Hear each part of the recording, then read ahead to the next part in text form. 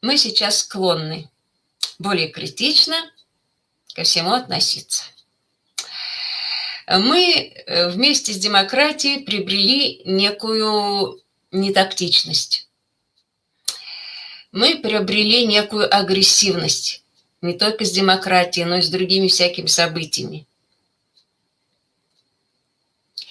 И вот с одной стороны нам кажется, что мы этими правами пользуемся и хорошо что-то отстаиваем, да?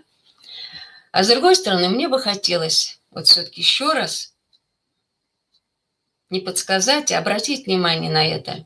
Давайте будем думать о будущем иным.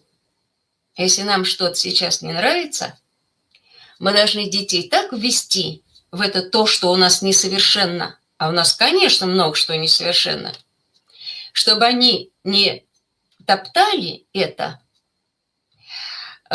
чтобы они не ставили просто оценку этому плохому, неудачному, неудобному, конкретно для кого-то, а чтобы они захотели и научились это принять, а в будущем, когда что от них будет зависеть, изменить в лучшую сторону.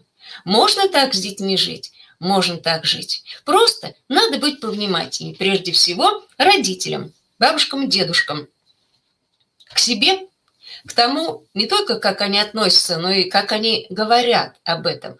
Потому что, может быть, там по настроению и бывает какой-то там особый акцент хочется выделить в школе, не совсем приятный, да, вот, и даже, может быть, и сетуете вы, и сердитесь действительно на это, и страдаете от этого, но при детях надо очень продумать интонацию и содержание разговора. То есть детей не вводить в отношение оппозиции к школе. Вот если это случится, кому страдать-то? Школа-то стояла и будет стоять. А наши любимые дети будут вас огорчать тем, что они не захотят учиться или не захотят учиться хорошо. Если они будут приходить с плохим настроем и уходить тоже.